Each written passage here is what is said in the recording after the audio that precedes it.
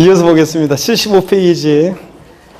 카페에 자세한 공지되어 있습니다. 여러분들 자세한 거 보시고 75페이지 의제 납세 의무자 보시면 먼저 양가로 1번의 주체 구조부 취득자입니다. 건축물 중 조작 설비 그 밖에 부대 설비에 속하는 부분으로서 그 주체 구조부 하나가 되어 건축물로서의 효용 가치를 이루고 있는 것에 대해서는 이게 무슨 말이냐면 여러분요. 엘리베이터, 에스컬레이터 같은 승강기 같은 것은 그 자체로는 취득세 대상이 아닌데 이게 건물에 부착 설치될 때는 취득세 대상이 될 수가 있어요. 건축물과 효용 가치를 이루면서 일체가 되기 때문에 자 그런 얘기입니다. 그럴 때 계속 이어서 봅니다. 주체구조부 취득자 외의자가 밑줄입니다. 주체구조부 취득자 외의자가 가산한 경우에도 주체구조부의 취득자가 함께 취득한 것으로 본다. 밑줄 쫙이요. 자 여기 어떤 얘기냐면 서울 그 청량리 역광장 제가 항상 그 예를 들었는데 여기에 제가 미주상가라고 길 건너편에 미주상가라고 있었는데 여기에 건물이 있는데 이게 6층짜리 건물인데 엘리베이터가 없었습니다. 아주 오래된 건물이라. 자 그런데 지금도 있다고 하더라고요. 어떤 분이 그러더라고요. 그 70년대 지어진 그 미주 아파트가 있고 미주 상가가 있는데 70년대 지어진 건데 그러다 보니까 엘리베이터가 없어요. 근데 예전에 제가 2000년대 중반에 2004년, 2005년 이때 2006년 여기서 강의를 했었거든요. 여기 학원이 있었는데 6층에 학원이 있었어요. 근데 엘리베이터가 없었어요. 그래서 제가 뭐 지하 청량리역에서 내려가지고 아침에 연락에 계단 뛰고 또 학원까지 뛰고 여기서 1층부터 6층까지 또 뛰고 그냥 그러면 정신이 노래지고 그냥 하늘이 그냥 진짜 아침부터 맨날 별 봤거든요. 그래서 빙빙 돌고 그랬었는데 자 여기 보세요. 엘리베이터, 에스컬레이터 같은 승강기 같은 이런 것들은 그 자체로는 대상이 아닌데 아까 그랬어요. 이런 게 건물에 부착 설치될 때는 취득세 대상이 될 수 있다고 그랬습니다. 건축물에 부속되는 그 시설물로서요. 자 그럴 때 이거 원래는 주체구조부 취득자예요. 건물주가 주체구조부 취득자. 건물주가 원래 이런 거 가설하는 게 일반적이죠. 자 그런데 그래서 가설한 자하고 이런 걸 가설한 자와 주체구조부 취득자가 일치하는 게 일반적인데 이게 일치하지 않을 때요. 자 예를 들어서 여기 학원 원장님이 임차인인데 안 되겠다 이거 수강생들이 그냥 6층까지 걸어 올라다니려고 맨날 힘들다고 그냥 원성이 자자하다 그래서 엘리베이터 에스컬레이터 승강기를 설치해요. 그러면 건물주 주체구조부 취득자 건물주하고 가설한 자가 일치하지 않잖아요. 이럴 때 세금은 누구한테 기속시킬 것이냐. 주체구조부 취득자 이외자가 요거 가설한 경우에도 주체구조부 취득자가 함께 취득한 것으로 간주한다. 본다 이 말은 예규에서요. 주체구조부 취득자를 납세 의무자로 하고 있습니다. 옛날 시험에 가설한 자로 바꿔서 시험에 나온 적이 있어요. 자, 그래서 거기 여러분들이요, 그 양가로 1번 주체구조부 취득자 제목 옆에다가 여러분이 가설한 자 X 해놓으세요. 그래서 가설한 자 X 이렇게 해놓으세요. 주체구조부 취득자가 납세 의무자가 되지 가설한 자가 아닙니다. 제목 양가로 1번 주체구조부 취득자 그 옆에다가 가설한 자 X 해놓으라니까 여러분들. 자, 그래서 시험에서는 뭐 최근에 옳은 곡을 하라 문제에서 그냥 옳은 지문으로 이렇게 나온 적이 있습니다. 이거 법령 그대로 옳은 그 지문으로 나온 적도 있고 옛날 시험에는 가설한 자로 바꿔서 나온 적도 있고요. 이런 거. 자, 여러분 왜 그러냐면 여러분 보세요. 왜 가설한 자를 납세 의무자로 하냐 그러면 아니라 주체구조부 취득자를 납세 의무자로 하냐면 이런 거예요. 엘리베이터, 에스컬레이터 같은 승강기, 건축물의 조작 설비, 부대 설비에 속하는 부분이요. 이게 가설이 되면 건물과 딱 일체가 돼서 효용 가치를 이루잖아요. 건물에 딱 붙어 있잖아요. 그런데 요거 만약에 세금을 취득세를 안 내서 취득세를 추징하거나 그럴 때 과세권자 입장에서는 자 일일이 가설한 자가 누군지를 찾아가지고 그 가설한 자한테 세금을 부과한다. 그러면 징수에 여러 가지 곤란한 문제점이 생겨요. 또 가설한 자 요 임차인이 가설만 해놓고 장사하는 데서 딴 데로 갔었는데 그 사람이 일일이 찾아가지고 세금을 추징한다. 왜냐하면 엘리베이터는 여기 딱 붙어 있는데 이 사람이 뛰어서 갈 수도 없잖아요. 해체하는 비용이 더 들겠네. 그러니까 이거 뛸 수도 없고 그러니까 여기 딱 붙어 있잖아요. 그러다 보니까 건축물의 조작 설비, 부대 설비에 속하는 부분 이런 것들은 주체구조부 취득자 이외자가 가설한 경우에도 주체구조부 취득자가 함께 취득한 것으로 간주한다. 그 말은 주체구조부 취득자를 납세 의무자로 합니다, 여러분. 아셨죠, 이거? 자, 그 다음에 계속 이어서 봅니다. 양가로 2번 변경 시점의 소유자인데 선박과 차량과 기장비 종류를 변경하거나 토지 지목을 사실상 변경함으로써 그 가액이 증가한 경우에 그 가액의 증가를 취득했다고 의지한다고 그랬죠? 간주에서 취득세부가 되잖아요. 이때는 그 의지의 취득으로 변경 시점 소유자를 납세의무자로 본다. 미출자격. 그래서 자, 밭에서 대로 지목이 변경된다. 그러면 밭에서 대로 지목이 변경될 시점의 소유자가 납세의무자예요. 그래서 그 제목 변경 시점의 소유자 그 제목 옆에다가 여러분이 뭐라고 썼냐면 지목 변경 후후 또는 종류 변경 후의 소유자가 아닙니다. 후의 소유자가 아니라 자 누구라고요? 시점의 소유자입니다. 밭에서 대로 지목이 변경될 시점. 자, 지목 변경 후의 소유자를 납세의무자로 한다. 이러면 틀려요. 그 시점의 소유자입니다. 그 다음에 양가로 3번은 뭐 아까 말씀을 드렸습니다. 과점주주의 주식 취득 아까 말씀드렸고요. 자, 넘어갑니다. 과점주주가 그 비상장 법인의 주식 지분을 취득함으로써 지방세기본법에 따른 과점주가 됐을 때는 그 과점주주는 해당 법인의 부동산 등을 취득한 것으로 본다. 자, 이거 다만 법인 설립 시 발행하는 주식 지분을 취득하는 경우에는 취득으로 보지 아니한다. 아까 강조드렸죠, 여러분들? 예. 그 다음에 양가로 4번은 나중에 보고 별거 아니고 양가로 5번을 알아두셔야 됩니다. 자, 28회 시험에서 취득세에 관한 설명에서 틀린 거 고르는 문제에서 요거는 그냥 옳은 지문으로 이렇게 나왔었어요. 요거 양가로 5번도 작년에 상속보입니다. 가로 안에 피상속인이 상속인에게 한 유증 및 포괄 유증과 신탁재산의 상속을 포함한다 되어 있습니다. 여러분, 피상속인은 재산을 남겨놓고 돌아가신 분을 우리가 피상속인이라고 하고요. 유증이라는 게 뭔지 그냥 말뜻만 살짝 아시면 돼요. 중요한 거 아니고 여기 보세요. 유증. 처음 오신 분들은 잘 보세요. 기초입문 과정에서 들으셨던 분들은 말씀을 드렸던 거고 처음 오신 분들은 유언으로 증여하는 게 유증이에요. 유언으로 증여하는 거. 내가 죽으면 내 재산 전부를 다른 애들은 한 푼도 주지 말고 5남, 2녀, 7남매 중에서 막내 아들한테만 싹 다 줘라. 이게 유증이에요. 내가 죽으면 줘라. 내가 죽으면 줘라. 그러니까 증여자가 사망했을 때 증여 효력이 발생하잖아요. 그래서 유증은 그냥 여러분들이 상속과 같다고 그냥 생각하시면 돼요. 그래서 우리 세법에서는 상속인에게 하는 유증을 상정하고 상속인에게 하는 유증을 주로 얘기하고 그러니까 그냥 상속과 같이 생각하시면 돼요. 증여자가 사망했을 때니까. 5남, 2녀, 7남매 중에서 막내 아들이 누구라고요? 저잖아요, 저. 자, 그래서 요 상속과 같이 생각하시면 되고, 그 다음에 계속 이어서 봅니다. 상속으로 인해서 취득하는 경우에는 자 밑줄입니다. 상속인 각자가 상속받는 취득물건 가로도 밑줄입니다. 지분을 취득하는 경우는 그 지분에 해당하는 취득물건을 취득한 것으로 본다. 밑줄 쫙이요. 포인트는 상속으로 취득한 자산은 누구라고요? 상속인 각자예요.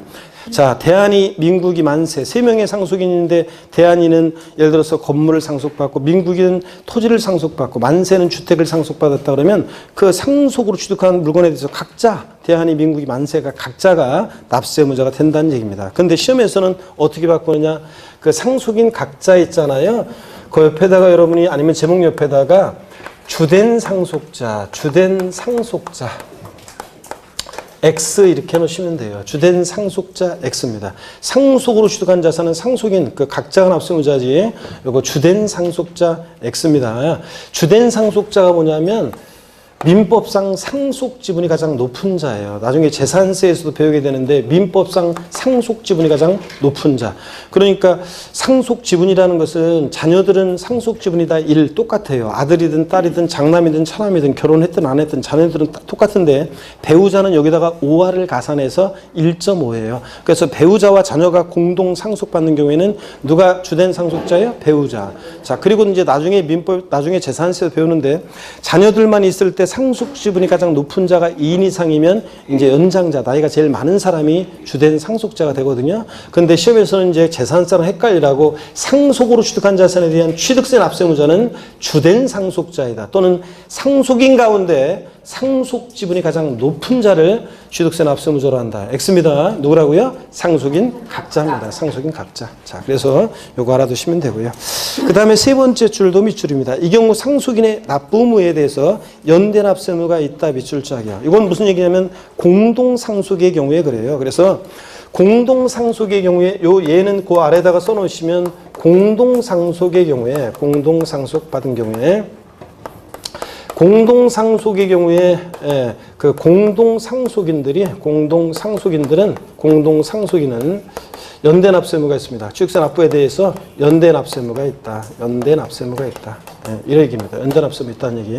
그래서 만약에 부모님이 돌아가시고 나서 집 딱 한 채 남겨놓고 돌아가셨어요. 그래서 집 한 채 남겨놓고 돌아가셨는데 상속인이 갑, 을, 병, 정 4명이 있어요. 집 하나를 부모님 돌아가시게 되면 갑을병정 4명의 상속인들이 공동 상속받았어요. 그럴 때 누가 취득세 납세무자냐 그러면 그 상속인 각자인데 공동 상속인들인데 다만 취득세 납부에 대해서 공동 상속인들은 연대납세무가 있다 없다? 있다는 얘기예요. 자, 그래서 연대납세무가 있다는 얘기입니다. 연대납세무 있다. 연대납세무 있다는 거. 이렇게 그 예를 거기다가 적어 놓으시면 돼요. 상속인의 납부 의무에 대해서 연대납세무 있다. 자, 용어 정의는 여러분 읽어보시는 거고요. 자, 그 다음에 하여튼 상속으로 취득한 자산은 누가 납세무자냐? 상속인 각자입니다. 상속인 각자. 자, 그 다음에 양가로 6번 있죠? 주택조합 및 재건축조합의 조합원이요. 주택법 규정에 따른 주택조합과 도시 및 주거환경 정비법 규정에 따른 주택 재건축 조합이 해당 조합원용으로 취득하는 조합주택용 부동산은 누가 취득한 것으로 본다? 조합원이 취득한 것으로 봅니다. 자, 그래서 여러분요, 재건축할 때 여러분들 있잖아요. 재건축할 때 조합원이 1101동 만약에 1102호를 배정받았어요. 그러면 그 1102호에 대해서 원래는 이제 조합 명의로 보존 등기가 되겠지만, 자, 그렇지만 취득세 납부에 대해서는 누가 납세무자가 된다고요? 조합 명의로 자, 등기가 된다 할지라도 1102호는 누가 취득세 납세무자가 돼요? 그 조합원이 취득세 납세무자가 된다. 그런 얘기입니다. 그래서 자, 주택조합이나 주택재건축조합의 조합원용 부동산은 조합주택용 부동산은 누구? 조합원. 밑줄이고 다만 또 밑줄입니다. 조합원에게 귀속되지 않는 부동산은 제외한다 그랬는데 자, 조합원에게 귀속되지 않는 부동산, 비조합원용 부동산 있잖아요. 단지 내 상가라든가 일반 분양분 같은 그런 것들은 누가 납세무자? 자, 조합원이 납세무자가 되는 것에서 제외한다고 했으니까 조합이 납세무자가 된다는 얘기예요. 그래서 그 보충 내용에 보면 정리가 되어 있습니다. 밑줄이요. 종이줄 걸어놓고 보충 내용 밑줄이요. 조합원용 부동산은 누구? 조합원이 납세무자가 되고, 자, 비조합원용 부동산, 단지 내 상가 같은 비조합원용 부동산은 누구? 조합이 납세무자가 된다는 얘기입니다. 조합원이 비조합원용 부동산은 제외한다는 말은 조합원이 납세무자가 되는 것을 제외하는 거니까 누가 납세무자? 조합. 조합원용 부동산은 누구? 조합원입니다. 근데 바꾼다 뻔하지 뭐. 조합주택용 부동산은 조합이 납세무자가 된다 이렇게 바꾸겠지 뭐. 조합원입니다. 자, 이렇게 해서 밑줄 그어놓으시고 그 다음에 77페이지 양가로 7번, 8번 이런 건 나중에 볼 거고 별로 중요하지 않고 양가로 9번, 10번, 11번 넘기시면 12번, 13번 다 중요합니다, 여러분들. 다 중요한데 오늘 다 배울 건 아니고요. 다 배울 건 아니고 양가로 9번만 좀 보겠습니다. 양가로 9번만요. 자, 양가로 9번만 좀 배웁니다. 77페이지. 아니, 지금 봤던 것들도 기본적으로 또 시험에 다 나왔던 것들이고, 그 다음에 제가 지금 본 거는, 그 다음에 이제 양가로 9번부터 또 중요합니다. 양가로 9번을 보겠습니다. 배우자 또는 직계존비속의 부동산 취득의 증여의제요. 자, 본문 밑줄입니다. 배우자 또는 직계존비속의 부동산을 취득하는 경우에는 증여로 취득한 것으로 본다. 밑줄 짝이요. 여러분, 배우자로부터, 여러분 부모로부터, 만약에 자식으로부터 자, 부동산을 취득했다 그러면 원칙적으로 뭐라고요? 증여로 취득한 것으로 봅니다. 자, 그래서 증여로 취득한 거로 보니까 나중에 이제 취득세 세율도 증여로 인한 취득세 세율이 적용돼요. 증여로 취득한 거로 봅니다. 대가관계 인정할 수 없잖아요. 자, 그렇지. 배우자 직김속 간에 대가관계 인정할 수 없으니까 배우자 직김속의 부동산을 취득하면 원칙 증여로 취득한 것으로 봅니다. 근데 다만 다음에 어느 하나에 해당하는 경우는 유상으로 취득한 것으로 본다. 그래서 이것도 밑줄 짝입니다. 자, 어떤 경우냐 하나하나 다 이해하시면서 익혀두셔야 되는데 공매 또는 경매를 통해서 부동산을 취득한 경우요. 아버지 부동산이 경매에 넘어갔어요. 아들이 눈물을 흘리면서 달려가서 경락을 받습니다. 그러면 대가관계가 인정이 돼야 안 돼요? 되잖아요. 자, 공매에 경매에 참여해서 경락을 받으려면 경락대금을 안 내면 어떻게 이걸 경락을 받아요? 그러니까 대가관계 입증이 되죠? 그래서 공매나 경매를 통해서 부동산을 취득하면 배우자 직김속의 부동산을 취득하더라도 유상 취득한 것으로 보고, 자, 세율은 이제 유상취득으로 인한 취득세 세율이 정돼요. 포인트는 하여튼 유상취득으로 보느냐 무상취득으로 보느냐 이게 포인트예요. 2번 파산 선고로 인해서 처분되는 부동산을 취득했다. 법원이 개입돼 있으니까 이것도 대가관계가 입증이 됩니다. 유상취득으로 보고. 3번 또 다 이것도 다들 슬슬 줄거 다 체크해 두셔야 되는데 권리전인 행사에 등기 등록이 필요한 부동산을 서로 교환한 경우요. 자, 대가관계 입증이 되죠 이것도? 등기 등록을 요하는 재산을 서로 교환하게 되면 다 공시가 되잖아요. 자, 그러니까 다 대관계가 드러나잖아요. 자, 입증이 되고요. 자, 그래서 이것도 입증이 됩니다. 시험에 근데 어떻게 나왔었냐? 직계 비속이 등기를 요하는 직계 전속의 부동산을 교환으로 취득하는 경우에는 증여받아 취득한 것으로 본다. OX요. 예? OX. X입니다. 뭐라고요? 유상으로 취득한 거로 봅니다. 근데 시험에서 26회 시험 때 옳은 거 고르는 문제에서 아니구나 틀린 거 고르는 문제에서 요거 직계비속이 직계존속의 등기를 요하는 부동산을 교환으로 취득한 경우에는 무상으로 취득한 것으로 본다. 이렇게 나왔거나 증여받아가 아니라 무상으로 취득한 것으로 본다. X 여러분들 유상으로 취득한 거로 봅니다. 이건 4번 해당 부동산 등의 취득을 위해서 대가를 지급한 사실이 다음에 어느 하나에 의해서 증명되는 경우 그래가지고요.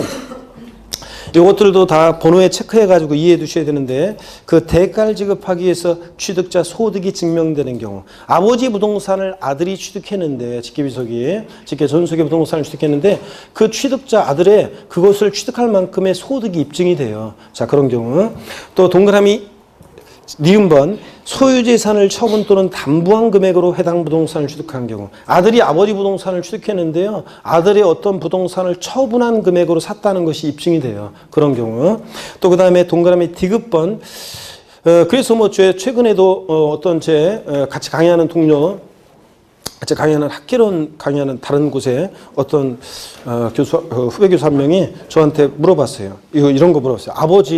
아버지 그 부동산 이렇게 명의 이전 받으려고 하는데 저 말 그대로 매매로 하느냐 증여로 하느냐 이거 이제 그죠? 이거 그래서 증여세가 이제 문제가 따져보 대충 이렇게 보니까 증여세가 더 많이 나올 것 같아가지고 이걸 갖다가 명의 이전해야 되는데 자 원래 배우자 직김수계 아까 설명드렸죠? 배우자 직김수계 부동산을 취득하면 이거 자 이전하는 자 측면에서 봤을 때 증여하는 것으로 추정해가지고 그죠? 무슨 한율도 그냥 부모 자식 간의 양도냐에서 증여하는 것으로 추정해서 증여세 부과한다고 그랬잖아요. 그래서 그걸 깨려면 바로 요거 똑같아요. 요것도 그럴 때 이제 그 교수가 이제 뭘 어떤 처분한 어떤 뭐 부동산이 있대요. 그래서 그걸 처분한 금액으로 샀다는 이런 식으로 해서 계좌 이제 왔다 갔다 하고 그 금융거래자료 갖춰야 되고 막 이런 것들 얘기했었습니다. 하여튼 그래서 소유재산을 처분 또는 담보한 금액으로 해당 부동산 취득한 경우 유상축으로 보고 D급번 이미 상속세 또는 증여세를 과세받았거나 신고한 경우로서 그 상속받았거나 수중 증여받은 재산 가액으로 그 대가를 지급한 경우 자 장인어른 돌아가시고 나서 상속받은 재산으로 샀다는 것이 입증되거나 장모로부터 증여받은 재산으로 아버지 부동산을 샀다는 것이 입증되거나 이런 경우에는 또 유상 취득한 것으로 봅니다. 아시겠습니까 여러분? 이해하면서 대가관계에 있다는 것이 입증이 되는 이런 경우에는 배우자 직임수계의 부동산을 취득하더라도 뭐라고요? 유상으로 취득한 것으로 봅니다. 아셨죠 여러분? 원칙은 증여받아 취득한 것으로 보는데요. 그래서 포인트는 유상 취득으로 보느냐 무상 취득으로 보느냐 이게 포인트고 이런 경우들을 무상 취득한 것으로 본다고 바꾸거나 그렇게 하겠죠. 자, 그래서 구별하는 게 포인트입니다. 양가로 10번에 올해 개정 내용이 있어요. 이 단서 부분이 신설이 돼가지고 개정이 된 건데 혹시 작년에 공부했던 분들은 여기 이제 단서 부분이 2018년 개정세법이에요. 올해. 그래서 단서 부분이 추가가 됐는데 부담부 증여가 뭔지는 나중에 양도소득세 할 때 제가 설명을 드리고 여기 와가지고 다시 설명을 드릴게요. 그래서 지금은 양도세, 부담부 증여라는 것은 양도소득세 할 때 설명을 같이 드려야지 그때 이제 해야지 이해가 더 잘 돼요. 기본적인 개념들을 배우고 여기 와서 다시 설명드리겠습니다. 중요하지만 그리고 양가로 11번, 12번, 13번도 중요하지만 오늘은 넘어갑니다. 다음 순환에 이거 다 알려드리겠습니다. 자, 79페이지로 갑니다. 제4절 취득의 식입니다. 자, 취득식이 보기 전에 잘 보세요, 여러분들. 취득세 납세무자는 원칙적으로는 사실상 취득자입니다. 등록을 이행하지 않았어도 사실상 취득한 자가 취득세 납세무자입니다. 그죠, 여러분들? 예. 다만 차, 기, 항, 선의 경우는 원시 취득자만이 납세무자가 돼요? 승계 취득자만이 납세무자가 돼요? 승계 취득자만이 납세무자가 되고. 오, 대답이 갑자기 확 커지는데? 좋습니다. 기세를 모아가지고. 자, 그 다음에 건축물의 조작 설비, 부대 설비에 속하는 부분으로서 주체 구조부와 일체가 돼서 효용 가치를 이루고 있는 것에 대해서 주체 구조부 취득자 이외의 자가 가설한 경우에 주체 구조부 취득자가 함께 취득한 것으로 본다고 그랬습니다. 그렇죠? 그러니까 요때 자, 그러면 주체 구조부 취득자가 납세무자예요? 가설한 자예요? 주체 구조부 취득자, 건물주가 납세무자가 된다. 그 다음에 상속으로 취득한 자산은 자, 상속인 가운데 상속 지분이 가장 높은 자. 그렇죠? 아니고 상속인 각자라고 그랬습니다. 주된 상속자, 상속심이 가장 높은 자 아니고 상속인 각자고, 상속인들은 공동상속의 경우에 연대납세 의무가 있어요, 없어요? 있다는 거. 취득세 납부에 대해 연대납세 의무 있고, 토지 지목 변경의 경우에 취득세 납세 의무자는 지목 변경 후의 소유자예요, 지목 변경 시점의 소유자예요. 그 지목 변경 시점의 소유자가 납세 의무자가 됩니다, 여러분. 자, 주택조합이나 재건축조합이 조합원용으로 취득하는 주택조합원용 부동산은 누가 납세 의무자다? 조합원이 납세 의무자고, 조합원에게 귀속되지 않는 부동산은 제외한다. 즉 비조합원용 부동산은 누구? 조합이 납세 의무자가 된다고 그랬습니다. 그랬죠? 아, 자, 우리 홀로서 왜 끝에 앉아 계신 우리 수강생. 그 다음에 여러분요. 오늘 또 보고 그래 민망하게. 아, 진짜 창피하잖아, 여러분들. 자, 그 다음에 또 봅니다.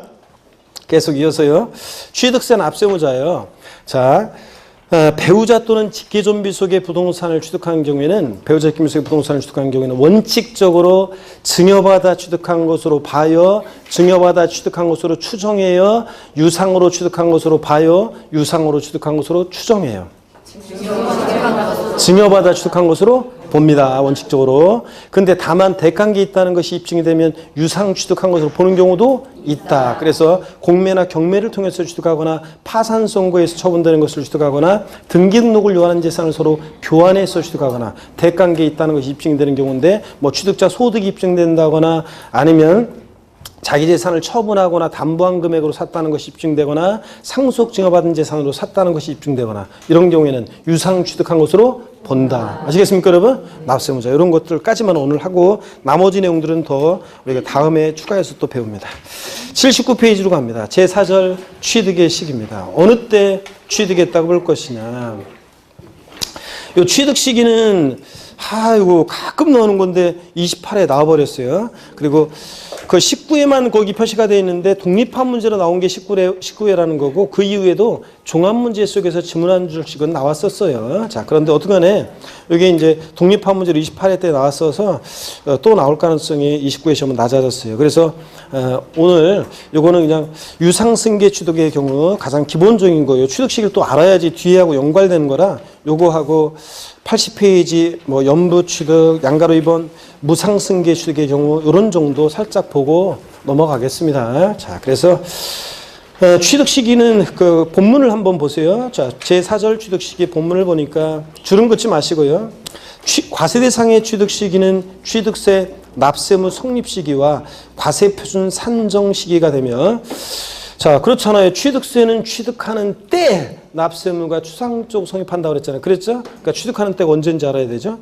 신고 납부 기한의 기산점이 되기 때문에 미리 말씀드리면 취득세는 취득일로부터 60일 내 신고 납부예요. 자, 어느 때부터 60일 내 신고 납부할 것이냐. 60일 하루만 지나도 가산세인데. 자, 그래서 그 취득 신고 납부 기한의 기산점이 되고, 그래서 또 취득 시기는 취득세 대상의 취득 형태에 따라 달라집니다. 유상 취득이냐, 무상 취득이냐, 연부 취득이냐 다 달라, 원시 취득이냐 달라집니다. 자, 그럴 때 제일 중요한 양가로 1번 유상승계 취득의 취득 시기를 봅니다. 이번 수강까지는 제가 판사하면서 설명을 드립니다. 유상승계 취득. 다음부터는 그냥 읽고 지나갑니다. 3, 4월 달에는. 자, 봅니다. 어떤 얘기냐면,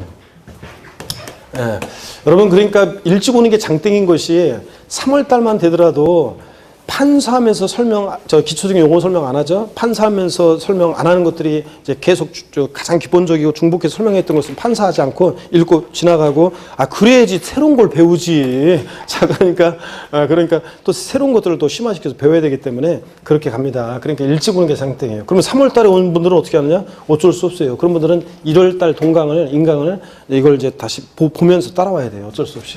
자, 여러분들은 봅니다. 오늘까지는. 자, 취득세 취득 시기에서 먼저요, 매매 같은 유상승계 취득의 취득 시기를 소개해 드립니다. 매매 같은 유상승계 취득의 취득 시기입니다. 유상승계 취득의 취득 시기인데요. 네. 자, 매매 같은 유상승계 취득의 취득 시기. 자, 먼저 원칙적으로요, 취득세 유상승계 취득은 원칙적으로 어느 때를 취득 시기로 하냐면 잔금 지급일이에요. 등기일은 아니에요. 왜냐하면 우리 취득세는 등기 등록과 무관하게 와서 하잖아요. 그죠? 그러니까 잔금 지급일이긴 한데 계약상 잔금 지급일이에요. 거래 당사자 간에 그 잔금 지급하기로 계약한 날, 그 계약상 잔금 지급일입니다. 우리가 흔히 그냥 계약서를 작성하니까 계약서상의 잔금 지급일 이렇게 이해하셔도 돼요. 계약상 잔금 지급일을 취득시기로 합니다. 그래서 취득세는 계약서 신고된 그 계약서에 나와 있는 잔금 지급일 그때부터 며칠이요? 60일 내에 미리 말씀드리면 신고 납부합니다. 근데 그 계약서를 봤더니 계약상 잔금 지급일이 명시가 안 돼 있어요. 잔금 지급일이 언제인지 안 나와 있어요. 아니면 써 있긴 써 있는데 예를 들어서 뭐 2018년도 만약에 5월 중순 이렇게 되어 있습니다. 그럼 5월 중순이면 뭐 이게 5월 10일인지 15일인지 알 수 없잖아요. 명시가 안 되겠다. 불분명하다. 이럴 때는 자 보세요. 계약일로부터요. 계약일로부터 며칠이요? 60일. 계약일로부터 60일. 자, 계약일로부터 60일 경과하는 날을 취득의 시기로 합니다. 자, 그래서 계약일로부터 60일 경과하는 날. 근데 시험에서는 계약상 잔금일이 명시되지 않은 경우 취득세상 취득 시기는 뭐 등기일로 한다 이렇게 바꿀 수도 있어요. 아닙니다. 자, 그렇다지만 계약일로부터 며칠? 60일 경과하는 날. 그 다음에 예외적으로요. 예외적으로 계약서와 상관없이 사실상 잔금 지급일을 취득 시기로 하는 경우도 있습니다. 사실상 잔금 지급일이라는 것은 계약서와 상관없이요, 실제로 잔금이 지급된 날이에요. 자, 그래서 요거는 근데 아무 때나 인정 안 해요. 아무 때나 인정하면 다 그냥 뭐 지들 멋대로 그냥 우리 어제 했는데 뭐 이러면서 다 그럴 거 아니에요. 그래서 사실상 잔금지급일이 객관적으로 증명되는 거래만 인정합니다. 그래서 어떤 경우냐 그러면 먼저요. 자, 국가, 지자체 보세요. 처음 오신 분들은 국가나 지자체 조합 등으로부터 취득하는 경우입니다. 국가 등으로부터 취득하는 경우요. 자, 국가로부터 취득했다. 지자체로부터 취득했다. 확실히 잔금지급이 입증되잖아요. 계약서상으로는 내가 경기도로부터 어떤 부동산을 취득했는데 계약서상 잔금지급일은 만약에 예를 들어서 3월 20일이었어요. 근데 실제로는 3월 25일 날 치러졌다. 그럼 공무원들이 다 어디다 적어놨을 거 아니에요. 자, 그래서 국가, 지자체 조합 등으로부터 취득하면 객관성이 입증되니까 계약서와 상관없이 사실상 잔금지급일 취득 시기로 합니다. 수입에 의한 취득이요. 수입신고 필증에 의해서 다 입증이 됩니다. 수입 신고 필증에 의해서. 그 다음에 공매나 경매 방법으로 취득하는 경우요. 공매나 경매 방법으로 취득했다. 공매대금, 경락대금 치른 날 다 법원에 자료 나와 있잖아요. 자, 그러니까 객관적으로 그 공매대금 치른 날 입증이 됩니다. 경락대금 치른 날이. 그래서 실제 그 공매대금, 경락대금 치른 날이고요. 그 다음에 판결문에 의해서, 자, 특히 처음 오신 분들은 잘 보세요. 판결문에 의해서 자, 입증이 되는 경우, 판결문에 의해서 잔금지급이 입증된다. 이거 판사가 자, 민사소송이나 행정소송 절차에 의해서 확정된 그 판결문으로 잔금지급이 입증돼? 이거보다 확실한 게 어디 있어요? 판사가 CCBB를 가르는데. 자, 그런데 문제는 이 판결문에서 제외되는 경우가 있습니다. 단, 판결문에서 제외되는 경우가 있는데 화해조서라든가 화해조서, 그 다음에 인락조서, 포기조서, 그 다음에 자백간주에 의한 이런 경우는 이 판결문에서 제외합니다. 판결문에서 제외해요. 자, 그럼 어떤 얘기인지 한번 보겠습니다. 화해, 인락, 포기, 자백간주에 한 것은 판결문에서 제외한다는 건데, 우리나라 수많은 민사적인 형사 사건 말고 일단 민사적인 법적 분쟁이 벌어지는데 그 수많은 법적 분쟁을요, 정식 재판 절차에 의해서 1심, 2심 거치고 다 이런 식으로 하면서 해결을 한다? 그럼 법원에서 감당할 수가 없습니다. 자, 엄청난 사건을 다 법원에서 어떻게 감당을 해요? 그래서 판사가 감당할 수 있는 양이 있잖아요. 또 재판정도 배정을 해야 되는데 재판부 할 수 있는 게 그래서 우리 강의실하고 비슷한 거죠. 말하자면 어떤 강의실 재판정이 있으면 거기서 재판하는데 계속 돌아가잖아요. 요 재판 끝나면 그 다음 재판, 그 다음에 계속 재판 바뀌면서 이제 하는데 그 판사들이 어떻게 감당을 해요. 그래서 주로 우리나라는 또 서류로도 주로 이렇게 해요. 서류로 주로 그냥 영화 볼 때나 치열하게 변호사들이 막 열띤 변론을 펼치면서 하고 그러지. 변론은 대개 우리나라 변론은 형식적이고 아니 유명하거나 쟁점이 되거나 아주 이슈화되는 어떤 그런 재판이나 여러분들이 TV에서 보는 것처럼 드라마에서 보는 그런 재판이 비슷하게 펼쳐지지. 그렇지 않고 일반적인 재판은 다 그냥 이렇게 거의 형식적이에요. 다 뭐로 하냐면 판사가 서류로 판단하면 서류 이만큼 기록 쌓아놓고 그거 다 읽어요. 맨날 판사 그거 읽고 결국은 판결문 쓰고 또 판결하는 거예요. 그래서 대부분. 그래서 그걸 감당할 수가 없잖아요. 그러니까 주로 정식 재판 전에 또는 재판 중에 조정하는 절차 속에서 대부분 걸러버려요. 대부분. 자, 그래서 재판하다가도요, 판사가 좀씩 양보해가지고 그냥 이렇게 합시다 해가지고 화해 공관을 해요. 양쪽 변호인도 불러가지고 원고피고 불러가지고 이렇게 합시다. 그래서 이 정도 금액이면 적당히 될 것 같다고 인정하고 잘못한 거 또 여기서는 액수를 너무 이렇게 부르고 그러는데 소매상 액수를 좀 낮춰가지고 이 정도에 합의 봅시다 이래가지고 화해 공관 내요. 두 사람 받아들이면 그냥 종결이 그냥 끝이에요. 안 받아들이면 이제 끝까지 가는데 화해 줘서 안 받아들여요? 그럼 판사가 명백하게 이 사람이 잘못한 게 명백한데 계속 나중에 이 사람이 계속 해봤자 별거 없는데 우기고 있잖아요. 그럼 판사가 조용히 불러가지고 그쪽 변호 해봤자 패소할게 거의 확실하다 이런 식의 언지를 줘요. 그러면 뭐하러 해요? 그러면 안 하지. 그러니까 인락 받아들이거나 또는 권리제기했다 포기하거나 자백간주요. 3회 이상 재판에 불출석하잖아요. 그러면 이 사람이 3회 이상 불출석이에요? 그럼 이 사람의 주장을 이 사람이 자백한 것으로 3회 이상 불출석한 사람이 자백한 것으로 간주해서 절차 종결됩니다. 이런 것들이요. 그러니까 이런 것들은 보세요.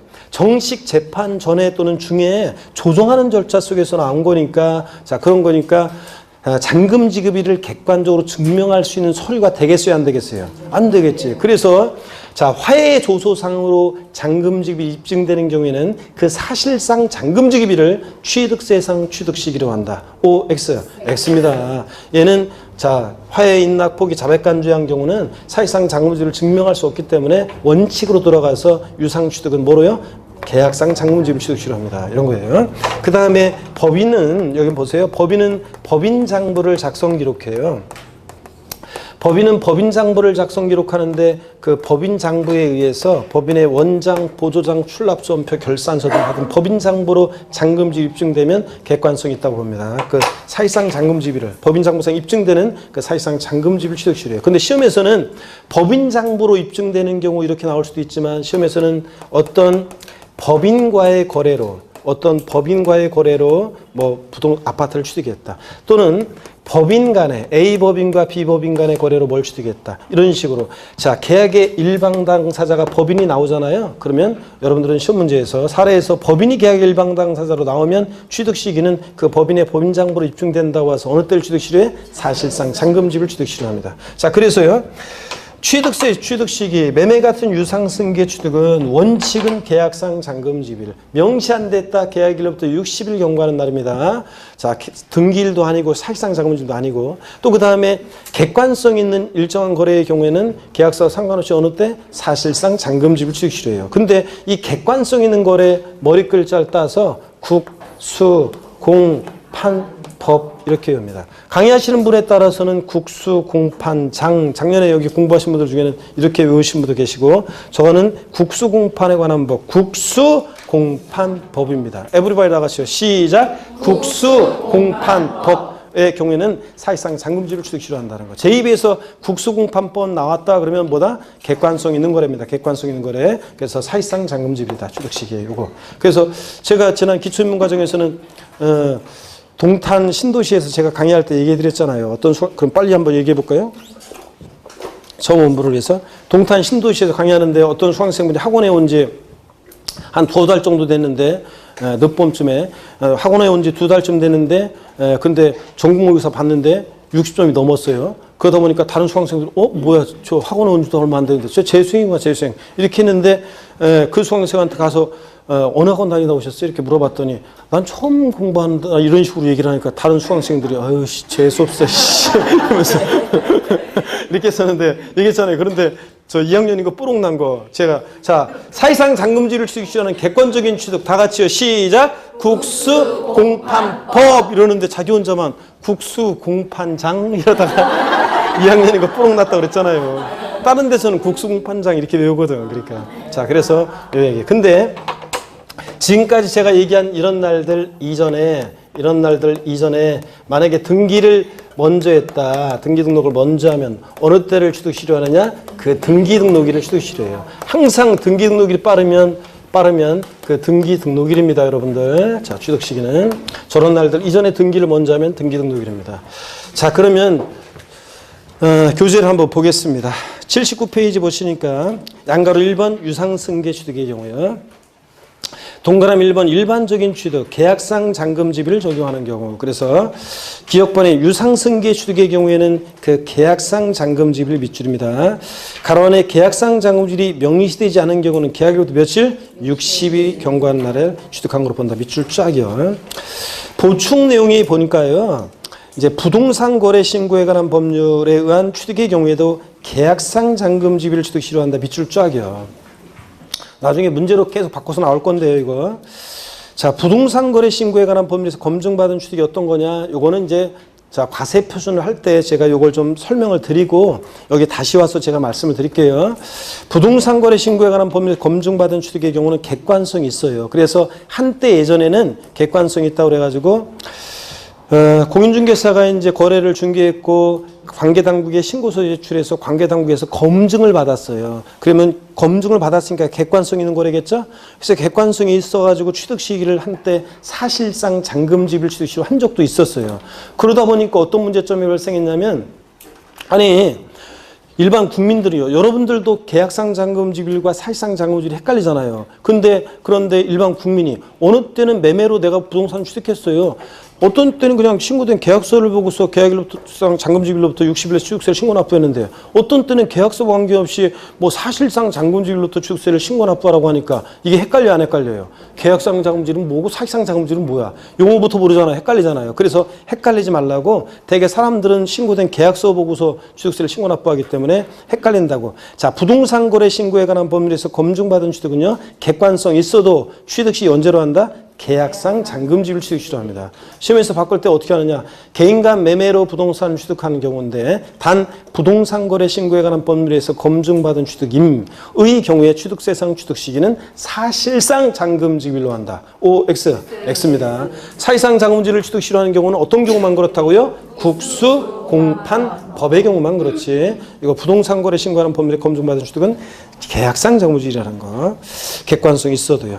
니은번 봅니다. 니은번은 참 다음에 볼 거예요. 3월 달에. 니은번, 요게 계약 해지에 관한 건데, 무상승계 취득과 유상승계 취득의 경우에 요 니은번 계약 해지에 관한 거예요. 요게 시험에 나올 법했는데 계속 안 나왔었어요. 자, 제가 진짜 거짓말하는 게 아니라 제 인강을 작년 걸 들어보면 제가 작년에 분명히 그래요. 요거 시험에 나올 때가 됐다. 이거 시험에 나와야 되는데 안 나오고 있기 때문에 요거는 시험에 나올 때가 됐기 때문에 요 동네에서 요건 잘 봐야 된다. 제가 강조를 드렸는데 작년 시험에 취득세 종합문제 속에서 정답 지문으로 나왔었어요. 계약 해지에 관한 거. 그래서 작년에도 제가 강조를 드렸는데, 여러분들 별로 제가 항상 하는 얘기지만 별로 감탄하는 표정을 안 짓는데, 진짜라니까 여러분들. 작년에도 이게 누구나 다 강조하는 게 아니에요. 아무 때나 강조하는 게 아니라고요. 작년에만 특별히 이거 나올 때 됐는데 이거 하면서 했던 거라고요. 근데 정답짐으로 딱 나왔잖아요, 여러분들. 진짜. 그러니까 평상시 수업을 그러니까 귀를 잘 들어봐. 제가 뭐라고 하는지를 잘 들어보시면 돼요.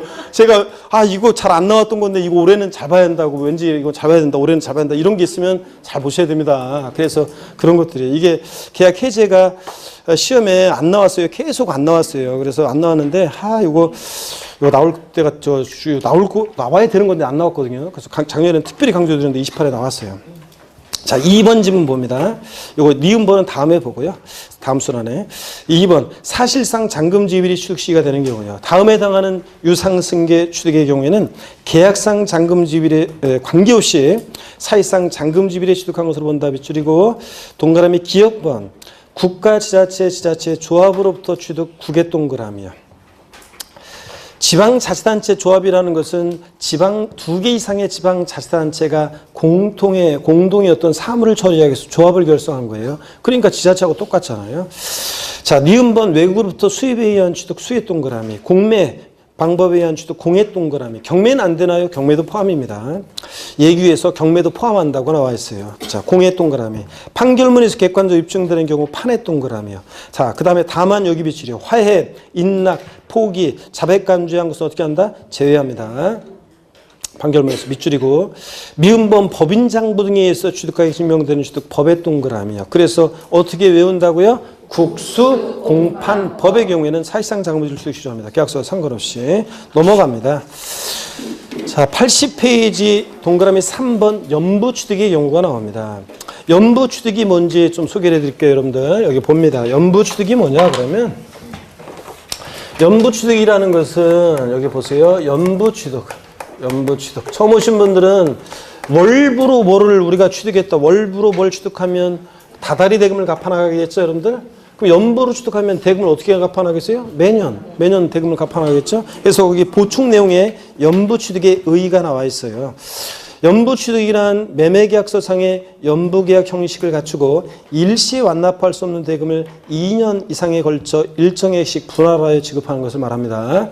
자, 그러면 여러분 보세요. 연부 취득의 경우에는 어떤 경우냐? 대개 여러분 연부 거래를 한다 그러면 사람들이 2년 이상의 기간에 걸쳐서 대금을 지급하는 연부 거래를 한다? 뭐 500만 원, 5천만 원짜리 거래하면서 뭐 5억짜리 거래하면서 10몇 년에 뭐 5년 이상, 뭐 2년 이상, 뭐 몇 년에 걸쳐서 연부 거래 이런 거 해야 안 해요? 안 하지, 여러분. 대개 연부 거래는 50억, 500억, 5천억짜리 같은 거 거래할 때 뭘 깜짝 놀래고 그래. 아이고 참. 그런 중개를 해야지, 여러분들이. 여러분들이 50억 재산 빌딩 뭐 팔고 이렇게 또 하면 좋지만, 여러분이 50억 빌딩을 갖고 있지 못하더라도 여러분들이 나중에 50억 500짜리 그 건물을 해. 아니, 여러분들 공인중개사가 되면 50억짜리 건물은 중개합니다, 여러분들이. 50억짜리 중개를 한다니까, 여러분들이. 500억짜리는 몰라도 50억짜리는 하게 됩니다, 여러분들. 자, 아직까지는 아주 새 가슴이고. 자, 여러분들 50억짜리는 거래하게 돼요. 네, 중개 보니까 이런 거 상가는 요 정도 가잖아요. 상가 같은 거 매매하시는 분들은 이런 건 거래합니다. 자, 어떡하네. 50억짜리 거래를 하는데 총 연부금액 50억짜리인데요. 5년에 걸쳐서 매년 10억 원씩 누가 또 매년 10억 원씩 연부금을 지급하는 방식으로 해서 5년에 걸쳐서 연부금 지급하는 연부 매매 계약을 체결했어요. 그럴 때 첫 해 연부금 지급일이 예를 들어서 만약에 18년도 4월 만약에 20일이라고 할게요. 10일 날이 계약서상으로 지급하기로 한 연부금 지급일이었어요. 근데 실제로는 만약에 4월 19일 날 연부금이 치러졌다 그러면 요 4월 19일 사실상 연부금 지급된 날을 취득시기로 했어요. 취득세는 요때부터 60일에 신고 납부하는데, 취득세를 계산할 때 연부 취득은요, 총 연부금액 50억 곱하기 세율을 하는 것이 아니라 요 해에 지급되는 계약상 연부금액은 10억이었는데 실제로는 만약에 8억 원의 연부금이 지급됐잖아요. 그러면 계약상 연부금액이 아니라 사실상 지급된 요 연부금액 있잖아요. 사실상 지급된 요 연부금액을 요걸 이제 과세표준 금액으로 해요. 그래서 요걸 과세표준으로 해가지고 8억 곱하기 세율에서 나온 세액을 이때부터 신고 납부합니다. 다음 연도도 사실상 연부금 지급된 날을 취득시로 해서 요해 사실상 지급된 연부금액을 과세표준으로 해서 취득세 계산해서 신고 납부합니다. 계속 이런 식으로. 그러면 어떤 효과가 있냐면, 여러분 보세요. 어떤 효과가 있냐? 한 번에 50억 곱하기 세율하면 취득세 목돈 나가잖아요. 근데 이렇게 함으로 인해서 자, 다른 연도와는 다른 매회 사실상 연부금 지급일마다를 다른 연도와는 다른 독립적인 취득시기로 하고 매회 사실상 지급되는 연부금액을 취득세 과세 표준으로 해서 취득세를 계산함으로 인해서 5년 동안 취득세를 분할 납부하는 효과가 생기잖아요. 그렇죠, 여러분들? 그래서 자, 연부취득의 경우는 취득세 부담을 줄여주기 위해서 이렇게 연부취득의 경우에는 독립적인 취득시를 인정하는 거예요. 원칙적으로 취득세는 자, 어느 때를 취득시로 하느냐? 매회 지급되는 사실상 연부금 지급일마다를 독립적인 취득시로 하고 있습니다. 시험에서 바꾼다 뻔하지 뭐. 연부취득의 경우에 취득세상 취득시기는 원칙적으로 계약상 연부금 지급일이다. O, X요. X입니다. 저 취득세 유상승계 취득이 매매가 원칙 계약상 잔금지급이잖아요. 그거 헷갈리라고 연부취득의 경우 취득세상 취득시는 원칙적으로 계약상 연부금 지급일로 한다. O, X. X입니다. 사익상 연부금줄입니다. 오늘 무슨 일 있었나요? 표정이 굉장히 어두워 보이는데 딴 때보다 다르게? 에? 아니고? 자, 좋습니다. 자, 아니, 어떤 수강생들 보면 수업 시간에 수심이 가득한 얼굴로 수업 듣는 분들이 있어요. 그러면 강의하면서 걱정돼. 저 수강생 오늘 아침에 나오다가 무슨 일이 있었나? 자, 뭐 이러면서 뭐 하면서. 자, 계약상 연부금 지급이고. 자, 그 다음에 예외가 있어요. 예외가 있는데 이 사익상 연부금 지급일 이전에 만약에 사익상 연부금 지급일 이전에 등기를 했다 그러면 그 등기를 취득시기로 해요. 자, 그래서 이렇게 여러분들이 기억합니다. 자, 그러면 교재 보겠습니다, 여러분들. 동그라미 3번 연부취득보입니다. 연부로 취득하는 거 가로 안에 밑줄입니다. 취득가액이 총액의 50만 원 이하인 경우 제외하고요. 그러니까 면세점 적용되는 경우는 제외하고 연부취득 규정 적용하지 않아요. 그 사실상 연부금 지급일 취득일로 본다. 밑줄 쫙이고 그 사실상에다가 돼지꼬리 땡냐 해가지고 계약상 X 해놓으시면 되잖아요. 그죠, 여러분들? 연부취득은 원칙 언제라고요? 사실상 연부금 지급일이지 계약상 연부금 지급일이 아닙니다. 나중에 여러분들 사례 문제 나오면 이제 사례 문제 연부 매매 거래로 이렇게 사례가 나오고 뭐 총 연부금액 얼마, 계약상 연부금액 얼마, 그러니까 사실상 계약서상으로 연부금 지급하기로 한 날이 언제, 뭐 사실상 실제 연부금 지급된 날이 언제 이런 사례 문제 쭉 나오면 나중에 이제 그런 거 연습할 건데 하여튼 취득세, 취득 시기 계약상 아니고 사실상 연부금 지급일 취득시로 하고 자. 연부금액도 계약상 연부금액이 아니라 뭐라고요? 사실상 연부금액을 과세 표준으로 한다는 거. 이런 것들 나중에 이제 연습할 겁니다. 또 동그라미 4번을 봅니다. 등기 등록일을 취득시로 하는 경우. 자, 지금까지 본 위 동그라미 1하고 2, 3에 따른 취득일 전에 등기 등록을 한 경우에는 그 등기 등록일에 취득한 걸 본다. 밑줄 짝이요. 자, 지금까지 봤던 자, 유상승계 취득에서 계약상 잔금지급이든 아니면 계약일부터 60일 경과하는 날이든 또 사실상 잔금지급이든 자, 사실상 연부금 지급일이든 지금까지 봤던 이런 취득 시기 자, 이전에 등기를 먼저 하면 언제라고요? 등기일입니다. 고개를 드세요. 질문을 드리겠습니다. 그럼 질문 드립니다. 자, 개인 간 매매에 의하여 부동산을 취득하는 경우 취득세상 취득 시기는 계약상 잔금지급일과 등기일 중 빠른 날이다. O, X요.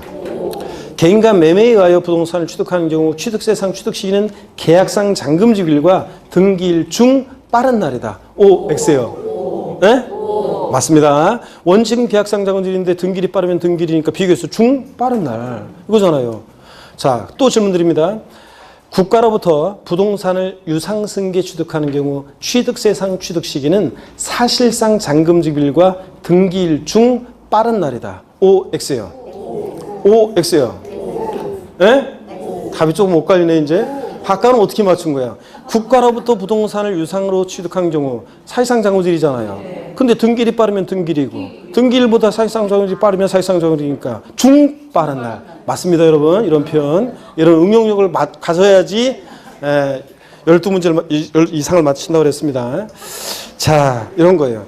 자, 계약상 잔금지 명시가 안 됐어요. 계약일로부터 60일 계약상 잔금지 명시 안 됐을 때 계약일로부터 60일 경과하는 날인데 이전에 만약에 등기를 했어요. 그럼 어느 때를 취득시래? 등기일입니다. 등기일이 빠르면 언제라고요? 등기일입니다.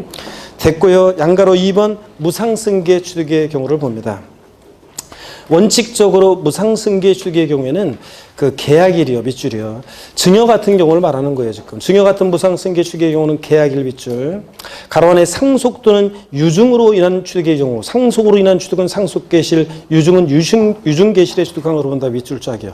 유증계실이라는 게 뭐냐? 아까 유증이 내가 죽으면 다른 애들 한 푼도 주지 말고 싹 다 오남이녀 신남의 막내 아들한테 싹 다 줘라. 이게 유증이라고 그랬잖아요. 내가 죽으면. 그래서 유증계시일이라는 게 결국은 증여자가 뭐 할 때? 사망했을 때잖아요. 그러니까 상속처럼 생각하시면 돼요. 하여튼 상속으로 취득했을 때는 상속계실에 취득한 거로 봅니다. 니은번 요 계약 해제인데 이건 나중에 볼 거고요. 자, 증여 같은 무상승계 취득은 언제라고요? 계약일입니다. 증여는 제가 기초인문과정에 말씀드렸어요. 증여는 자 여기 보세요. 우리 증여는요, 이게 이제 민법에서 배워요. 증여는 여러분 계약이에요. 단독행위가 아니라 뭐라고요? 계약이에요. 오해하기 쉬운 게 증여, 내가 너한테 자 100만 원 준다. 그러면은 바로 증여 효력이 생기는 게 아니에요. 여러분들 증여는 단독행위가 아니에요. 이제 단독행위 뭐 이런 거 배웠을 거 아니에요. 계약 이런 거. 단독행위가 아니에요. 자 보세요. 야, 넌 맨날 하는 일이 그냥 그 모양이냐. 아유, 너 요새 사업 실패해가지고 또 빈둥대지.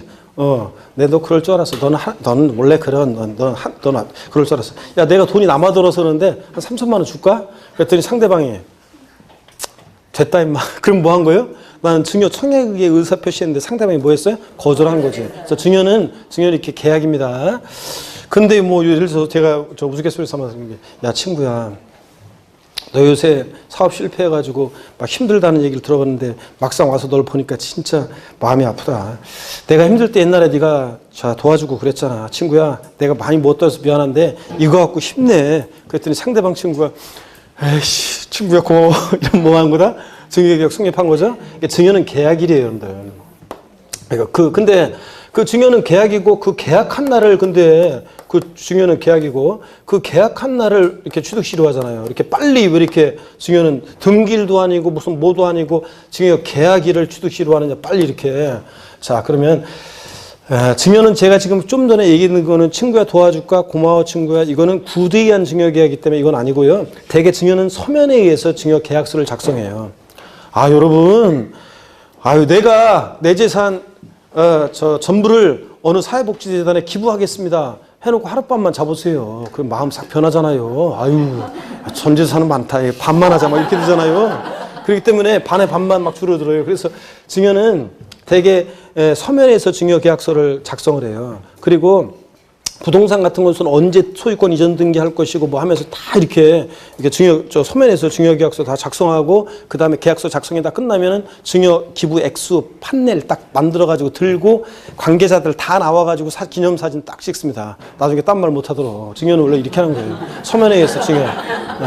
그 계약한 날. 딴만 먹지 못하도록. 증여는 어느 때를 취득시효한다? 계약일이에요. 계약일. 자, 요 얘기입니다. 그래서 증여는 계약일을 취득시효한다. 동그라미 2번 예외를 봅니다.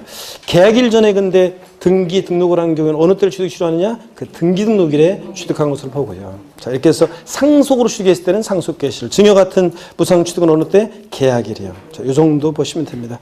그리고 뭐 취득세 취득 시기에서 양가로 3번이나 4번 이런 것들 나중에 우리가 한번 보도록 하겠습니다. 양가로 4번 부분에서 이제 작년 28회 시험에는 정답 지문이 나왔는데 신경 쓰지 마시고 나중에 우리가 슬쩍 볼 거예요.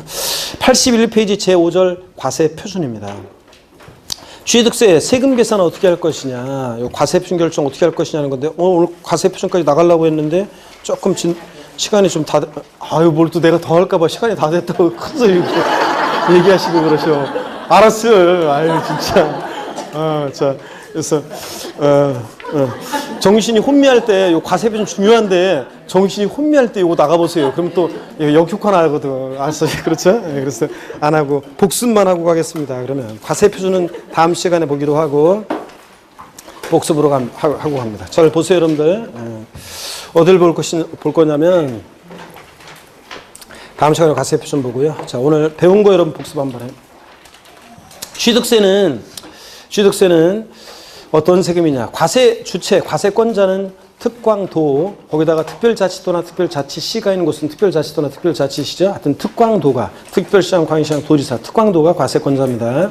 취득세는 어떤 성격의 세냐 그러면 취득세는 유통과세하는 세금입니다. 취득한다 소유권 오잖아요. 유통과정에서 부과하는 세금이고 취득 행위를 보고 부과하는 행위세고 취득세는 인세예요, 물세예요? 물세입니다. 자, 취득자가 개인이든 법인이든 따지지 않고요. 또 취득세는 취득하는 물건 각각에 대해서 합산과세예요, 개별과세예요? 개별과세하는 그런 세금입니다. 취득세는 사실주의과세입니다. 실질주의과세, 실질과세 원칙이 적용되니까 사실주의과세니까 등기되지 않아도 등록되지 않아도 허가받지 않아도 취득세가 과세됩니다. 취득세는 현황 부과합니다. 공부상 현황, 취득일 현재 공부상 현황과 사실상 현황이 달라요. 자, 그러면 무엇에 따라서 세금을 부과한다? 사실상 현황에 따라 세금을 부과합니다. 취득세, 여러분, 취득이 뭐냐 물어보면, 취득세 취득이 뭐냐 물어보면 한마디로 뭐라고 대답하신다? 사실상 소유권 취득입니다. 취득세는 사실상 소유권 취득인데요. 소리 안 내시는 분들 사실상 소유권 취득입니다. 사실상 취득만 하면 돼요. 등기, 등록을 이행하지 아니한 경우라도 사실상 취득하면 취득한 것으로 봅니다. 등기 등록을 이행한 경우에 한해서 취득한 것으로 본다. 틀려요. 사실상 취득해야지 형식적인 취득이 아닙니다. 형식적인 취득은 그 대표적인 예, 신탁법에 의한 신탁재산 취득은 믿고 맡은 것뿐이고 신탁계약 좀 돌려줘야 되잖아요. 사실상 취득한 게 아니죠. 또 믿고 맡겼다 돌려받은 것뿐이고 그러니까 신탁법에 의한 신탁재산 취득은 취득세 과세되지 않는다. 그 다음에 사실상 소유권을 취득해야지 소유권 이해권리, 부동산 임차권, 지상권, 전세권, 지역권, 아파트 당첨권, 분양권, 입주권 이런 것들은 취득세 과세되지 않습니다. 또 취득세 취득용을 보면 사실상 취득용과 사실상 취득은 아니지만 지방세법상 취득했다고 간주하는 간주 취득용으로 나눠져요. 사실상 취득용은 원시, 승계 취득으로 또 승계 취득은 무상, 유상 취득으로 나눠지는데 취득세는 원시 취득했든 승계 취득했든 유상이든 무상이든 불문한 일체 취득을 말합니다. 그죠? 아, 무상 취득도 과세하잖아요. 근데 다만 원시 취득에 과세되지 않는 경우도 있는데 자, 어떤 경우에 그렇습니까? 머리글자를 따서 차, 기, 항, 선, 차량, 기계장비, 항공기, 주문에 의해서 건조하는 선박은 원시 취득할 때 과세해야 하네. 안 하고 승계 취득할 때만 과세합니다.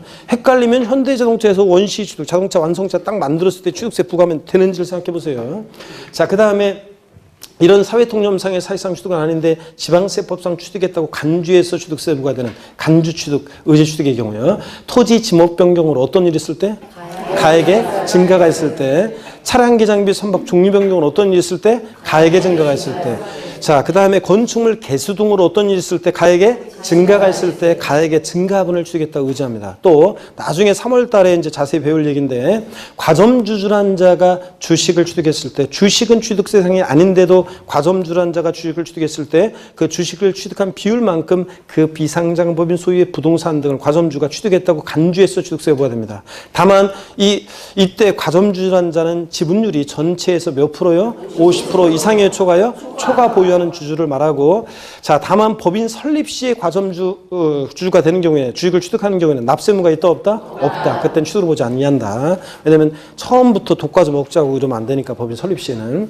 그 다음에 취득세요. 과세 대상은 열거되어 있는데 포항 영일만이 고향인 사람 스토리를 통해서 공부했어요. 자, 포항 영일만 내려갈 때 서울에서 뭐 팔고 갑니까? 토지, 건축물 팔고. 자, 뭘 타고? 항공기 타고 차량 타고 도착해서 어부가 되기 결심했죠. 선박 취득해서 어권 취득해서 고기 잡다가 못하겠다. 자, 그래서 강원랜드 갔죠. 거기 온 사람들 골프, 콘도, 종합체육시설, 승마, 요트 회원권 분양하는 복합 리조트 사건 설악에서 자, 폐강 사들였죠. 광어권 취득해서 임목을 뭐로? 기계, 장비로 싹 밀고 건설한다고 했습니다. 그죠, 여러분들? 자, 이럴 때 건축물 그러면 자, 건축법상의 건축물뿐만 아니라 골프 연습장 나왔다, 레저시설 나왔다, 골프 연습장 같은 이런 시설물도 포함합니다. 또 건축물에 딸린 일정한 시설물도 엘리베이터, 에스컬레이터 같은 승강기는 그 자체로는 대상이 아닌데 건물에 부착 설치될 때는 취득세 대상이 되는 경우도 있습니다. 우리가 있는 건물뿐만 아니라. 그 다음에 나머지는 하여튼 일단 됐고요. 자, 그 다음에 취득세. 납세무자 누가 되느냐? 원칙적으로는 사실상 취득자입니다. 등기등록과 무관하게 사실상 취득한 자입니다. 근데 자, 하여튼 차기양선의 경우는 승계 취득자만이 납세무자가 됩니다. 그렇죠? 네. 맞잖아요.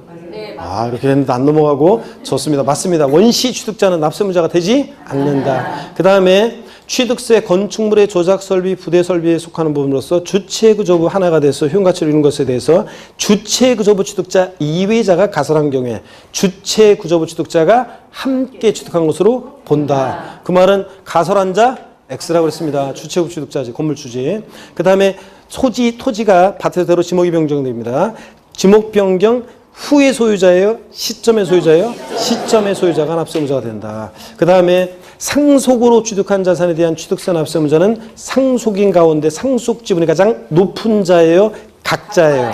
상속인 각자라는 거. 공동상속의 경우에 취득세 납부에 대해서 공동상속인들은 취득세 납부에 대해서 연대 납세무가 있고요. 여러분, 주택조합이나 주택재건축조합이 주택조합원용으로 취득하는 조합주택용 부동산은 누가 납세무자? 조합원. 자, 비조합원용 부동산은 누구? 조합. 이런 거요. 어우, 목소리 큰데. 자, 그 다음에 또 여러분요. 배우자 또는 직계 존비 속의 부동산을 취득하는 경우에는 원칙적으로 자, 유상 취득한 거로 봐요. 자, 증여받아 취득한 거로 봐요.